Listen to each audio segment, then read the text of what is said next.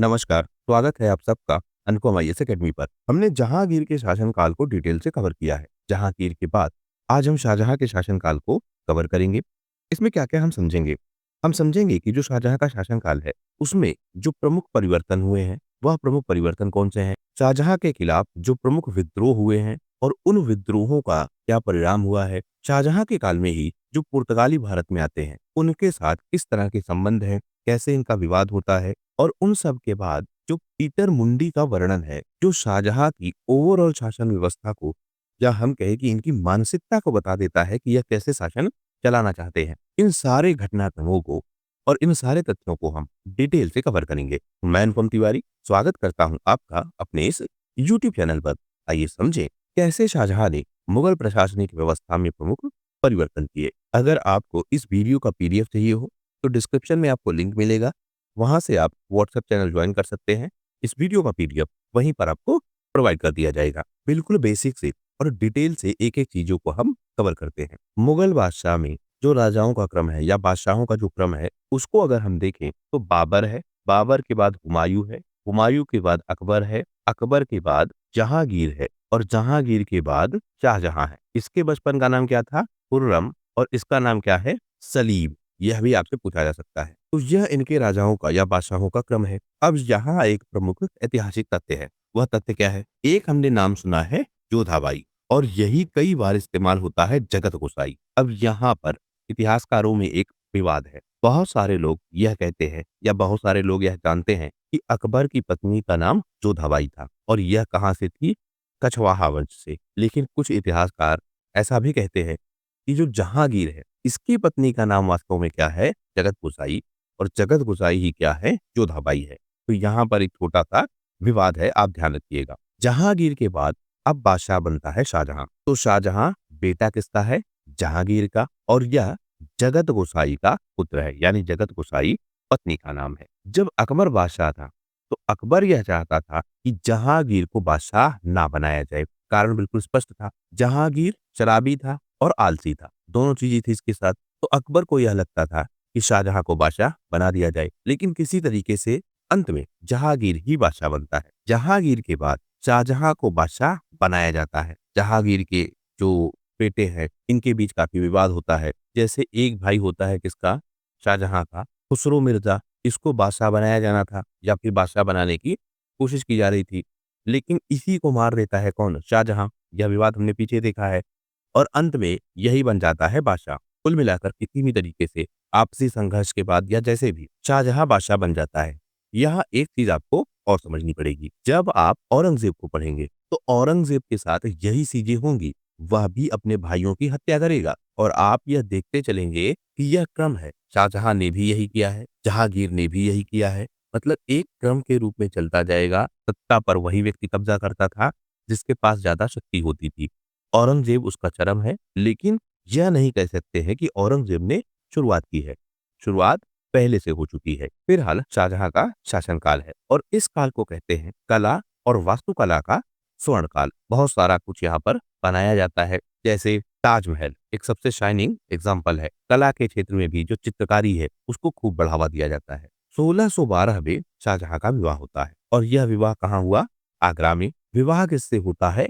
देखिए, जहांगीर था, जहांगीर की पत्नी का नाम था नूरजहां। तो ऐसे आप समझिए, जहांगीर है, जहांगीर की पत्नी कौन है? नूरजहां। नूरजहां का एक भाई है, भाई का नाम क्या है? अबुल हसन आसफ। इस भाई की एक बेटी है, नाम क्या है? अर्जुमंद बानो। और जहांगीर का पुत्र है कौन? शाहजहां। तो यह क्या हुई? नूरजहां इसकी क्या हुई? बुआ हुई। किसकी बुआ? अर्जुमंद बानो की बुआ हुई कौन? नूरजहां। तो अर्जुमंद बानो से विवाह करवा देती है नूरजहां किसका? शाहजहां का। और ऐसा भी शायद क्यों हुआ हो? क्योंकि नूरजहां का शासन पर कंट्रोल था और नूरजहां चाहती थी कि यह शासन व्यवस्था पर जो उनका कंट्रोल है, वह कंट्रोल लगातार बना रहे। तो अर्जुमंद बानो से शाहजहां का विवाह हो जाता है। 1607 में इनकी मंगनी हुई थी, इसकी, अर्जुमंद बानो की और शाहजहां की। लेकिन यहाँ पर एक इंपॉर्टेंट फैक्ट और है, जो आपका मुगल दरबार है, वहां ज्योतिष का जो प्रभाव है वह कम से कम औरंगजेब के शासनकाल तक तो बहुत ज्यादा है। आप देखेंगे कि जो आपका हुमायूं था, वह अपने बैठने तक की जगह, अपने कपड़ों का रंग, यह सब कुछ तय करता था ज्योतिष के हिसाब से अकबर के समय में भी यह प्रभाव बना रहा, जहांगीर के समय में भी यह प्रभाव बना रहा और शाहजहां के समय में भी यह प्रभाव ठीक ठाक स्थिति में बना रहा। ज्योतिष के कारण 5 साल तक इनका विवाह रुकता है और अंत में 1612 में शाहजहां का विवाह होता है। इन सब के बीच खुर्रम ने 2 विवाह और किए थे, यानी खुर्रम ने कुल 3 विवाह किए थे। अब इनके साथ एक समस्या है, या इतिहासकारों के साथ एक समस्या है कि खुर्रम की तीसरी पत्नी कौन है और दूसरी पत्नी कौन है। बहुत हमको डिटेल में जाने की जरूरत नहीं है, लेकिन यह विवाद है कि जो आपकी यह अंजुमन बानो है, यह तीसरी पत्नी है या फिर दूसरी पत्नी है। लेकिन फिलहाल यही सबसे ज्यादा फेमस है। इनकी एक शादी हुई है कांधार में कांधारी बेगम से, और यह शादी हुई थी शाह इस्लाम प्रथम से, यानी जो ईरान के हैं, फारसी साम्राज्य के हैं, उनकी परपोती से, यानी राजनैतिक संबंध वहां भी स्थापित किए जा रहे हैं। एक विवाह हुआ है इज्जुन निसा बेगम से। फिलहाल बहुत ज्यादा इंपॉर्टेंट नहीं है। कुल मिलाकर खुर्रम के 3 विवाह हमको पता लगते हैं। अब हम देखते हैं शाहजहां और जो बुंदेलखंड का राजा है नायक जुझार सिंह, इनका विवाद होता है। यह पहला सबसे बड़ा विद्रोह है। अब आप क्या देखेंगे, इससे पहले एक वीडियो में हमने चर्चा की थी अबुल फजल की, और यह किसके शासनकाल के दौरान था?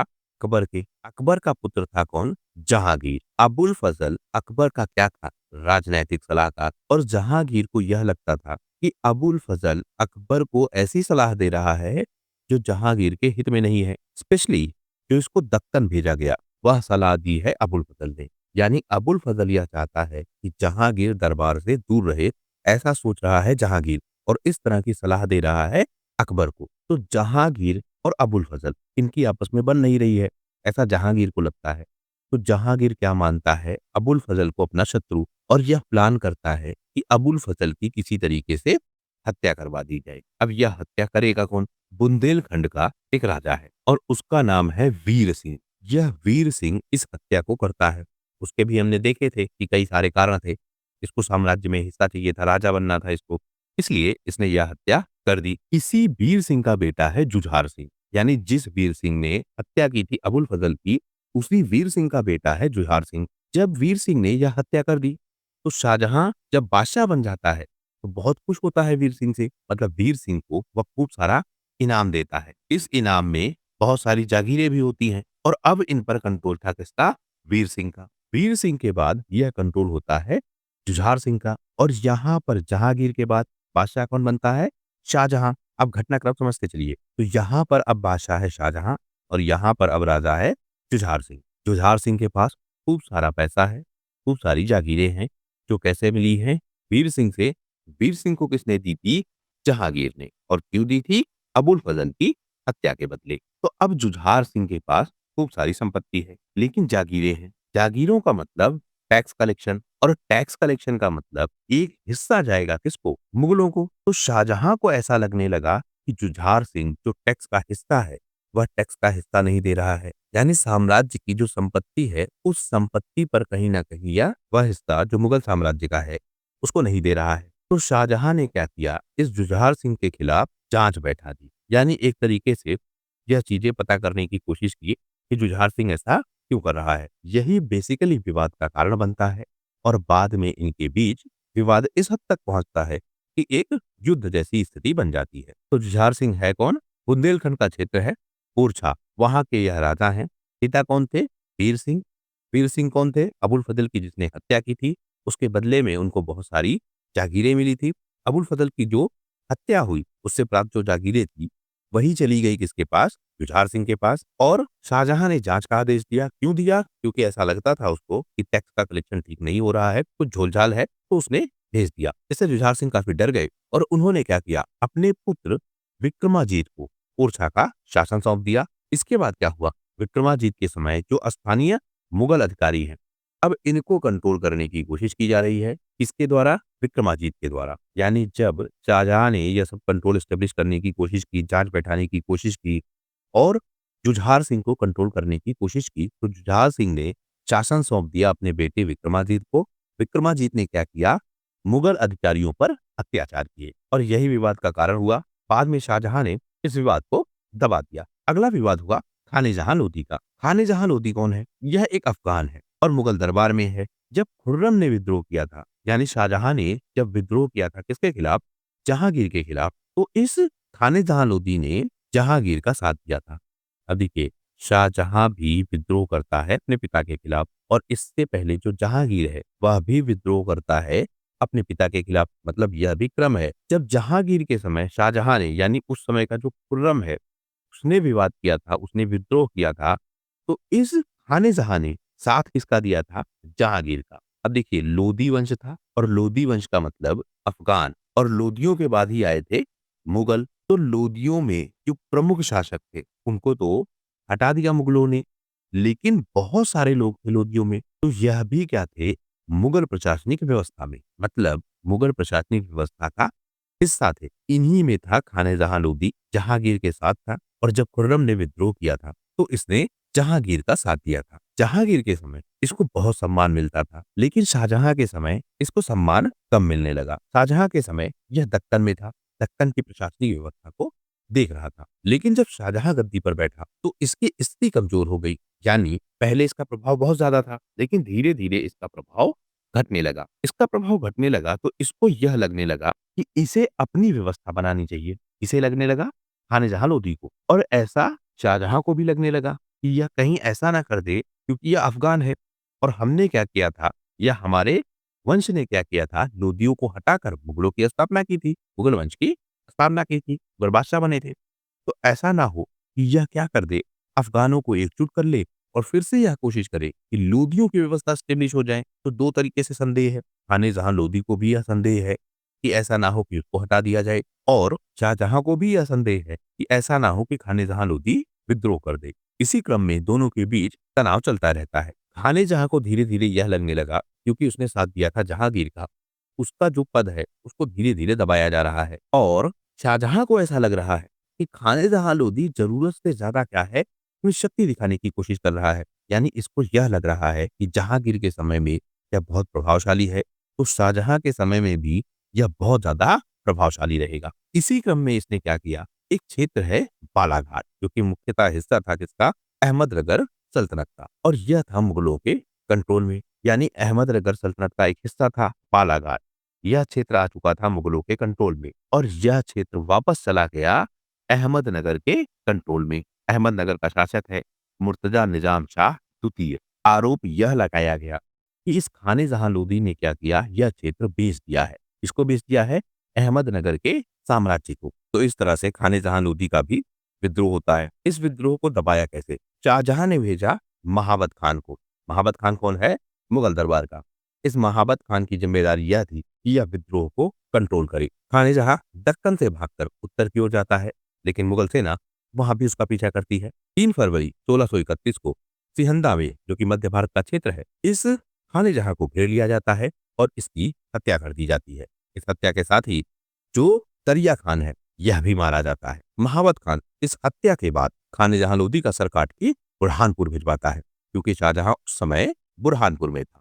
बहुत फेमस यह पेंटिंग है, जो हमको मुगल काल में मिलती है। अब हम बात करते हैं पुर्तगालियों की। हमने पिछले वीडियो में बात की थी कि जो कांधार का क्षेत्र था, वह क्षेत्र चला गया था मुगल कंट्रोल से, और चला गया था फारसी साम्राज्य के कंट्रोल में। तो जो व्यापारिक मार्ग है, यह बंद हो चुका था। यूरोपीय शक्तियों ने अलग-अलग मार्ग खोजे, और शाहजहां के शासनकाल में जो पुर्तगाली व्यापारी है, वह अच्छी खासी मात्रा में आने लगे थे। पुर्तगाली जब शुरू में आते हैं, तो वह बंगाल के क्षेत्र में बसते हैं, और मुख्यतः इनका केंद्र था हुगली। ना केवल शाहजहां, बल्कि हम यहाँ तक पाते हैं कि अकबर के समय से ही यह हुगली में अपनी व्यापारिक बस्तियां बसाने लगे थे, और वहां पर व्यापार करने लगे थे। यानी हुगली का जो क्षेत्र है, वह पुर्तगालियों का केंद्र बन चुका था। यहीं पर जो पुर्तगाली व्यापारी हैं, यह नमक का उत्पादन भी करते थे, और जो स्थानीय व्यापार है, वहां पर इनको कई सारे अधिकार मिले थे। अधिकार में क्या मिलता था इनको? यह व्यापार करने की अनुमति मांगते थे, और वह अनुमति एक शुल्क के बदले होती थी, और शुल्क यानी जो पैसा लिया जाता था, वह काफी कम होता था। इस समय कितना शुल्क था? 10,000 टंका। टंका क्या है? मुद्रा पर ईयर। यह शुल्क देते थे कौन? पुर्तगाली व्यापारी, और अनलिमिटेड व्यापार करते थे। लेकिन इसमें क्या होता था? भ्रष्टाचार। पुर्तगाली व्यापारी अपने नाम से, और जो स्थानीय व्यापार है, या जो स्थानीय व्यापारी हैं, उनके व्यापार को भी अपने नाम से दर्ज करवाते थे। इससे होता क्या था? टैक्स नहीं देना पड़ता था। यानी जो राजस्व है, वह राजस्व कम जमा करना पड़ता था। यही धीरे-धीरे विवाद का कारण बनता गया। इसके अलावा यह तंबाकू का भी व्यापार करते थे और तंबाकू के व्यापार में भी यह अच्छा खासा जो मुनाफा है, वह मुनाफा कमाते थे। तो नमक का व्यापार और तंबाकू का व्यापार, यह पुर्तगालियों के कंट्रोल में था। धीरे-धीरे पुर्तगालियों ने अपना प्रभाव बढ़ाना शुरू कर दिया। जैसे पुर्तगाली समुद्र में बहुत ज़्यादा एक्टिव थे और यह क्या करते थे, समुद्री जहाज़ों को लूट लेते थे। स्पेशली जो आपके ब्रिटिश जहाज होते थे, उन जहाज़ों को यह लूटने की कोशिश करते थे, जिससे जो ब्रिटिश व्यापारी हैं, उनको नुकसान हो। तो एक घटनाक्रम यह भी मिलता है कि इन्होंने एक बार क्या किया, मुगल जहाज को ही लूट लिया। गुजरात का क्षेत्र है और गुजरात में क्या है, बंदरगाह। यहाँ से व्यापारी जाते थे और मुगलों के समय जाते थे हज यात्री। जब पुर्तगालियों ने एक जहाज को लूटा और वह भी जहाज था मुगलों का, उसमें बहुत सारे हज यात्री भी थे। पुर्तगालियों ने शायद यह समझ के लूटा हो कि व्यापारी हैं, क्योंकि वह जो ब्रिटेन के व्यापारी हैं, उनके जहाज़ों को लूट रहे थे। तो मैनुअल टावर नामक एक पुर्तगाली है, इसने शाहजहां के जहाज को लूट लिया। इसके अलावा पुर्तगाली क्या कर रहे थे, धर्म परिवर्तन और क्या कर रहे थे, गुलामों का व्यापार। जब हम पुर्तगालियों को आगे पढ़ेंगे तो हम पाएंगे कि पुर्तगाली क्यों फेल कर गए, क्यों ब्रिटिश सक्सेस हुए।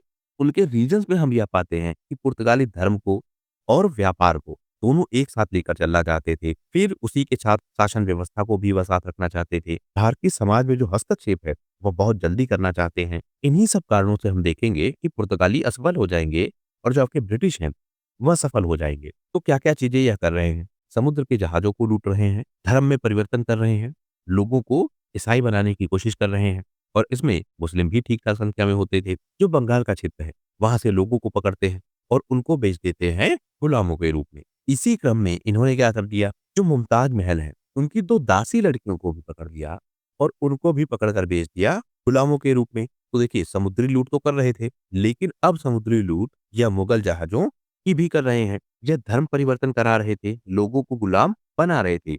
लेकिन इस बार इन्होंने क्या किया, मुगल महल को ही टारगेट कर लिया। वहाँ से 2 लड़कियाँ पकड़ी और उनको बेच दिया मुगलों से। टैक्स चोरी यह पहले से भी कर रहे थे, यानी ऐसे पर्याप्त कारण थे कि पुर्तगालियों और मुगलों के बीच विवाद हो। जब शाहजहां ने यह सारी समस्याएं देखी, तो अंत में उसने क्या किया, सूबेदार कासिम खान को हमला करने भेज दिया। पहले शाहजहां ने बहुत सारी कोशिशें की कि किसी तरीके से यह समस्या सुलझ जाए, लेकिन समस्या नहीं सुलझती है। तो एक बहुत बड़ी सेना के साथ सूबेदार कासिम खान को भेजा जाता है। इस समय जो पुर्तगाली किला है, वहां पर केवल 300 पुर्तगाली थे और 700 ऐसे भारतीय थे जिनको ईसाई बनाया जा चुका था। तो 300 पुर्तगाली हैं, यानी ओवरऑल जो संख्या है वह लगभग 1000 के आसपास है। यहीं जो मुगल सेना है, वह 1.5 लाख सैनिकों के साथ हमला करती है। तो मुगल सेना बहुत ताकतवर है। मुगल सेना ने पूरे किले को घेर लिया और लगभग 3 महीने तक यह घेराबंदी चलती रही। पुर्तगालियों ने कोशिश की कि किसी तरीके से समझौता हो जाए, पैसे देने की बात की, यह भी वादा किया कि वह कर देंगे भविष्य में तय रूप से, कोई गलत काम नहीं करेंगे, लूट-पाट नहीं करेंगे।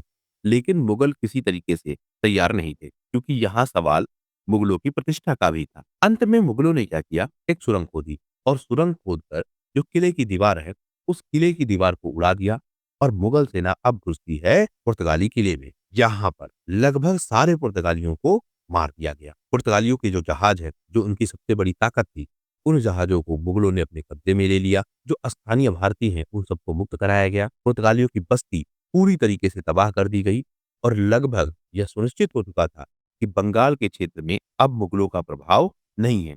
अब यहाँ संख्या में आपको अंतर मिलेगा। अंतर क्यों मिलेगा? क्योंकि आप देख रहे हैं कि किले में लगभग 1000 लोग हैं और जो पुर्तगाली हैं, वह मारे गए हैं 1700। तो ऐसा कैसे हुआ? मुगलों ने क्या किया, जब किले पर हमला किया, किले को जीत लिया, तो किले के अंदर जो लोग हैं, फिर जो किले के बाहर व्यापारी है, सबको ढूँढ-ढूँढ कर मुगल मारने लगे। यानी जितने भी पुर्तगाली हैं, इनको समाप्त किया जाए। यह लक्ष्य था किसका? मुगलों का। तो अब पुर्तगालियों की हत्या की जाने लगी, पुर्तगाली भागने लगे। इसी में से कुछ पुर्तगाली भाग गए कहाँ पर?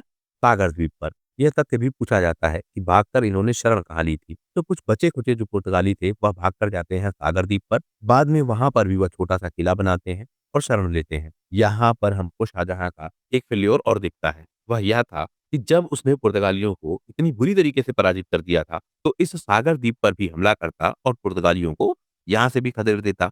लेकिन शायद उस समय शाहजहाँ ने समझा हो कि इनकी शक्ति काफ़ी सीमित हो चुकी है, तो यह हमला नहीं हुआ। तब के लिए आप ध्यान रखिएगा कि सागर द्वीप पर इन्होंने शरण ली थी। धीरे-धीरे पुर्तगाली वहाँ से अपना प्रभाव बढ़ाएँगे। बाद में गोवा का क्षेत्र है, चिटगाँव का क्षेत्र है, अराकान का क्षेत्र है, इन सब पर अपना अधिकार करेंगे। लेकिन उस समय शाहजहां बहुत तगड़ा हमला करता है। कुछ लोगों को मुगल कैद भी करते हैं। इनमें फादर, प्रायर फ्रे, एंटोनियो, फ्रांसिस्को, इन सबको कैद किया जाता है और कैद करके भेजा जाता है मुगल दरबार में यानी आगरा में। लेकिन पुर्तगाली धीरे-धीरे फिर से अपना क्षेत्र बढ़ाते हैं। बाद में एक पुर्तगाली वायसराय है, जो कि गोवा में उस समय है। यह रिक्वेस्ट करता है किससे? मुगल दरबार से या फिर शाहजहां से। धीरे-धीरे बात बन जाती है और शाहजहां ने इनको फिर से अनुमति दे दी, कि यह बंगाल में व्यापार फिर से कर सकते हैं। लेकिन इस बार बहुत सारी शर्तों के साथ था। लेकिन कुल मिलाकर हुआ यह कि पुर्तगाली फिर से भारतीय बाजारों में व्यापार करने लगे। तो यह पुर्तगालियों का घटनाक्रम हो गया। अगला घटनाक्रम क्या है? गुजरात में एक सूखा पड़ा। सूखे के बाद बरसात हुई, इससे भुखमरी फैली, बहुत सारे लोगों की मृत्यु हुई। यह घटनाक्रम भी हम देखते हैं। शाहजहां का शासनकाल है और उस समय बारिश नहीं हुई। फिर 1631 के आसपास टिड्डियों का हमला हो गया। अब यह टिड्डियों का हमला पहले भी होता था, ये आप ध्यान रखेंगे, क्योंकि वर्तमान में आप यह समस्या सुनते होंगे, तो उस समय भी यह हमला हुआ था। कुल मिलाकर जो फसल है, वह पूरी तरीके से बर्बाद हो गई। इस समय जो मुगल सेना है, वह दक्कन अभियान पर है। वह कोशिश कर रही है कि दक्कन के क्षेत्र को किसी तरीके से कंट्रोल किया जाए और मालवा में, दक्कन में इन क्षेत्रों पर वह युद्ध कर रहे हैं। अब जब युद्ध होगा तो 2 चीज़ें होंगी, एक तो रसद चाहिए होगी, दूसरा क्षेत्र चाहिए होगा, जहाँ पर युद्ध होगा। मुगलों के समय या हम कहें शाहजहां के समय हम क्या पाते हैं कि जो कृषि योग्य भूमि है, यानी जो खेती की ज़मीन है, उस ज़मीन को नुकसान पहुँचाया जाने लगता है। यह हमने देखा था मेवाड़ के साथ भी, जब वहाँ पर संधि हुई थी और संधि किसने की थी? कर्ण सिंह ने। तो वहाँ पर भी समस्या यही थी कि मुगल अब जो हमला करते थे, अब राजा पर केवल हमला नहीं होता था, सेना पर केवल हमला नहीं होता था, बल्कि उस क्षेत्र की आस-पास की जो खेतिहर ज़मीन है, किसान हैं, उन सब पर भी हमला होता था। यही काम यह दक्कन में भी कर रहे थे। इससे हुआ क्या? एक तो सूखा पड़ गया, तो किसानों के पास उत्पादन नहीं हुआ। दूसरा टिड्डियों का हमला हो गया, जो उत्पादन हुआ भी वह खराब होने लगा। तीसरा, क्योंकि मुगलों को रसद चाहिए, तो मुगलों ने क्या किया, किसानों से जबरदस्ती जो उनकी उपज है, वह भी ले ली। कुल मिलाकर किसानों के पास या आम जनता के पास कुछ नहीं बचा और अंत में फैल गई भुखमरी। सूरत, अहमदाबाद, मालवा, दक्कन और दक्कन में भी स्पेशली बुरहानपुर और दौलताबाद एक ऐसी भुखमरी फैली कि लगभग 30 लाख से ज्यादा लोग मारे गए। इस बात का वर्णन कहाँ से मिलता है? पीटर मुंडी का। तो आपसे यह तथ्य भी पूछा जा सकता है कि गुजरात और दक्कन क्षेत्र में जो यह दुर्भिक्ष फैला, इसका वर्णन किसने किया है? तो वह नाम क्या है? पीटर मुंडी। पीटर मुंडी ईस्ट इंडिया कंपनी के लिए काम करता था, यानी एक व्यापारी था। यह 1630 में सूरत से आगरा जाने के लिए यात्रा करता है। इसकी एक किताब है द ट्रेवल्स ऑफ पीटर मुंडी इन यूरोप एंड एशिया, यानी यह यात्राएं करता था और अपने विवरण लिखता था। इसने अपनी किताब में यह लिखा है, जब यह यात्रा करता है सूरत से आगरा की, लिखता क्या है? यह अलग-अलग क्षेत्रों में पहुंचता है और उस क्षेत्र के बारे में एक्सप्लेन करता है। जैसे जब यह सूरत पहुंचता है, तो यह कहता है कि यहाँ महान दुर्भिक्ष है, सड़कें गुजरने लायक नहीं हैं, चोरों से भरी पड़ी हैं और चोर सोने की बजाय अनाज लूट रहे हैं या फिर अनाज की तलाश में है। यानी सबसे ज़्यादा डिमांड किसकी है?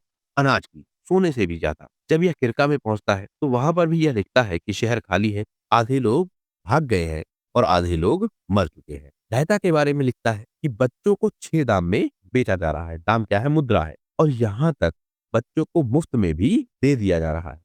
कारण इसका यह है कि भुखमरी इस तरीके से फैल चुकी है कि अगर इन बच्चों को ना दिया गया, तो यह बच्चे भूखे मर जाएँगे। तो कोशिश यह की जाती थी कि या तो किसी पैसे में या फिर अगर पैसे ना मिले तो मुफ्त में भी इन बच्चों को बेच दिया जाए। यह स्थिति है कहाँ की? दहता की। नंदुरबार में यह कहता है कि तंबू लगाने की जगह नहीं है, हर जगह लाशें बिखरी पड़ी हैं। एक ही गड्ढे में 40 से ज़्यादा लाशें दफनाई जा रही है, यानी लोगों को दफनाने की जगह तक नहीं है। पूरा जो क्षेत्र है, वह एक तरीके से शमशान में कन्वर्ट हो चुका है। जब यह बुरहानपुर पहुँचता है, तो स्थिति इसको बहुत अलग दिखती है। बुरहानपुर में यह देखता है कि वहाँ शाहजहाँ का डेरा है, क्योंकि अटैक करने के लिए शाहजहाँ ने बुरहानपुर में ही डेरा लगाया था। वह दक्कन पे अटैक कर रहा था, तो उसने डेरा कहाँ पर लगाया था? बुरहानपुर में। वहाँ पर चल रही है विलासिता, खूब सारा खाना है, खूब सारा शराब है, वहाँ लोग एन्जॉय कर रहे हैं और यह एन्जॉयमेंट आ कहाँ से रही है? दक्कन के उसी क्षेत्र से, जहाँ पर इस तरह की भुखमरी फैली है। यानी आप कंट्राडिक्शन देखेंगे, बादशाह के दरबार में क्या चल रहा है? विलासिता चल रही है। आम जनता में क्या चल रही है? भुखमरी चल रही है। आम जनता मर रही है और राजा अपने जीवन को एन्जॉय कर रहा है। और जो यह जनता की स्थिति है, इसमें भी राजा कहीं न कहीं ज़िम्मेदार है, क्योंकि उसने दक्कन पर हमला किया है और उस हमले के बाद वहाँ की फसलों को नष्ट किया है।